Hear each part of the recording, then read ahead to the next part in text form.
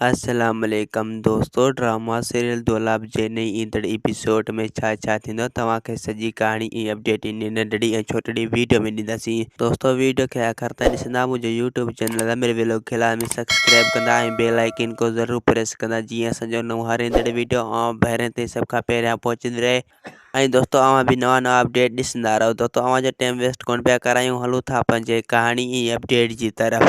दोस्तों हाणे तव्हां ॾिसंदो त रिथ शाहनवाज़ खे ख़बर पइजी वेंदी त सोडल मुराद वारनि जे घर न आहे, न वरी गुलपरी मुराद वारनि जे घर आहे। रिथ शाहनवाज़ खे इहा सभु ख़बर पइजी वेंदी ऐं पोइ हीअ सभु हक़ीक़त रिधन जे ॿुधाईंदो। रिधन जे अॻियां हीअ हक़ीक़त सॼी बयानु कंदो ऐं रिधन खे ॿुधाए छॾींदो त सोडल ऐं गुलपरी मुराद जे ॻोठ में न आहिनि। हाणे तूं इन्हनि जो पीछो कर ऐं इन्हनि खे जल्द खां जल्द हथु कर। अगर तो इन्हनि खे हथु न कयो त पोइ असां मुराद खे कॾहिं बि झुकाए न सघंदासीं। उन करे तोखे हर हाल में हाणे इन खे ॻोल्हणो पवंदो, छो जो हाणे असांजा मक़सद उहे ई आहिनि। असां हाणे सोडल खे मारे ऐं गुलपरी खे तुंहिंजे घर वठी ईंदासीं, यानी ककर जी ज़ाल खे। रिधन चवंदो त मां सुभाणे साईं उन जो पीछो करे थो छॾियां, बहरहाल हिकु न हिकु ॾींहुं सोडल मूंखे ज़रूरत ईंदो।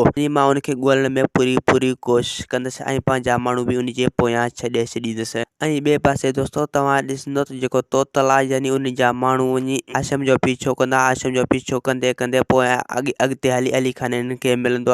अली खान यानी मोल हूंदो। तव्हां ॾिठो त अली खान मारिजी चुको आहे। यानी पोइ तोतल वारा वञी अली खान जो लाश खणी ऐं अस्पताल पहुचाईंदा ऐं पोइ उनखे होश अची वेंदो, छो जो तोतल वारा पंहिंजी इज़त रखणु पिया चाहिनि रिथ शाहनवाज़ जे अॻियां। उन जे करे हू इहो कमु लाज़मी कंदा, यानी अली खान खे बचाए वठंदा, यानी उनखे अस्पताल पहुचाईंदा। ऐं ॿिए पासे दोस्तों तव्हां ॾिसंदो त मुराद खे हाणे ख़बर पइजी वेंदो त अली खान ज़ख़्मी थी चुको आहे, यानी हाणे उन जी हयाती ख़तरे में आहे। मुराद इहा ॻाल्हि ॿुधण सां मुराद ॾाढो परेशान हूंदो। मुराद ऐं वञी अली खान खे ॻोल्हींदो रहंदो। दोस्तों असांखे ॾींदा हाणे इजाज़त, वरी तव्हां सां मिलंदासीं के नई ईंदड़ वीडियो में। जेसीं ताईं पंहिंजो ख़्यालु रखंदा। ख़ुदा हाफ़िज़।